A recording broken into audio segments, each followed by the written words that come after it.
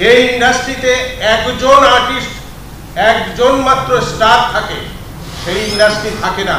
আপনি যে কথাগুলো এখন সব হিংসে করে বলতেছেন সেটা কিন্তু সবাই বুঝতে পারতেছে, কারণ বেশ কয়েকদিন আগে আপনি বরবাদ সিনেমাকে কাট করতে চেয়েছিলেন এবং বরবাদ সিনেমা সেন্সর বোর্ডে আপনার জন্যই কিন্তু জমা ছিল এবং আপনি চাইছিলেন বরবাদ সিনেমার কিছু সিন কেটে ফেলে দেওয়ার জন্য, সেটা সাকিবিয়ানদের জন্য পারেননি। কারণ কয়েকদিন আগে সাকিবিয়ানদের সাথে আপনার একটা ঝামেলা হয়েছে এবং ঝামেলাটা আপনি নিজেই তৈরি করছেন। শাকিব খানের বরবাদ সিনেমাকে আপনি কেটে ফেলে দিতে চেয়েছিলেন কিন্তু সেটা আপনি পারেননি।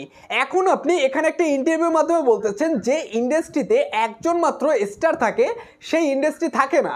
আপনি তো বুঝতে পারছেন যে একজন স্টার ইন্ডাস্ট্রিতে আছে এবং ইন্ডাস্ট্রি কিন্তু শাকিব খানের জন্যই এখনো টিকে আছে।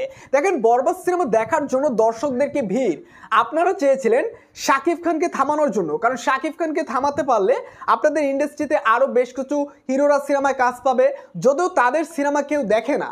কিন্তু কাজিয়াত সাহেব শাকিব খানের বিরুদ্ধে হঠাৎ করে চলে গেছেন, কারণ সেন্সর বোর্ডে একমাত্র ওনার জন্যই কিন্তু বরবাদ সিনেমা আটকে গেছিল এবং তিনি চেয়েছিল শাকিব খানের বরবাদ সিনেমার কিছু সিন ফেলে দেওয়ার জন্য।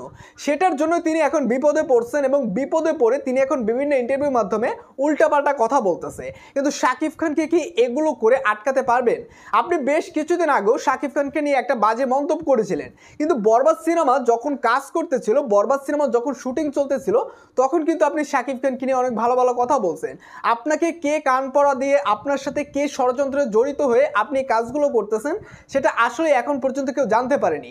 কিন্তু কাজিয়াত সাহেব, আপনি একজন সিনিয়র শিল্পী হয়ে, আপনি একজন পরিচালক হয়ে এই কাজগুলো করতে পারেন না, কারণ আপনার কাছ থেকে এগুলো কেউ আশা করে না। তো ভাই ব্রাদার, বরবাদ সিনেমার প্রথম দিনেই দর্শকদের যে ভিড় দেখলো দর্শকরা, সেটা দেখে ইন্ডাস্ট্রির আরও বেশ কিছু মানুষ খেপে গিয়েছেন, যেমন প্রযোজক ইকবাল রয়েছেন, কাজিয়াত রয়েছেন, ইলিয়াস কাঞ্চন রয়েছেন, যারা শাকিব খানের ভালো কাজের কখনো প্রশংসা করে না এবং শাকিব খানের নতুন কোনো সিনেমা আসলেই সেই সিনেমা নিয়ে যখনই ঝড় হয় তখনই তারা নেগেটিভ কথা বলা শুরু করে। তো কাজিয়াতকে নিয়ে এই মুহূর্তে আসলে আপনি কি বলবেন, অবশ্যই কমেন্ট করে জানিয়ে দেবেন।